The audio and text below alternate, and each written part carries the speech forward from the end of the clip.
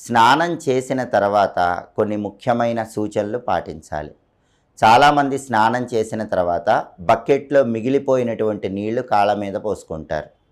అలా పోసుకుంటే లక్ష్మీ కటాక్షం తగ్గిపోతుంది. బకెట్‌లో మిగిలిన నీళ్లు ఎప్పుడు కూడా కాళ్ళ మీద పోసుకోకూడదు. అలాగే ఎప్పుడైనా సరే ఇంట్లో ట్యాపులు లీక్ కాకుండా చూసుకోవాలి. అంటే మనం ట్యాప్ ఆపేసిన తర్వాత కూడా ఒక్కొక్క బొట్టు కింద పడుతూ ఉన్నట్లయితే, ఒక్కొక్క బొట్టు లీక్ అవుతూ బకెట్లో పడుతూ ఉన్నట్లయితే మీకు ఖర్చులు క్రమక్రమంగా పెరిగిపోతాయి. కాబట్టి ఎవరైనా ఇంట్లో ట్యాప్ తిప్పేటప్పుడు పూర్తిగా ఒక్క బొట్టు కూడా కింద బకెట్లో పడకుండా జాగ్రత్తగా ట్యాప్ కట్టేసుకుంటూ ఉండాలి.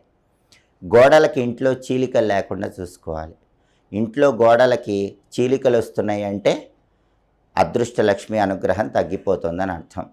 అలాగే ఇంట్లో గోడలకి పెయింటింగ్ రాలిపోతుందంటే అదృష్టలక్ష్మి అనుగ్రహం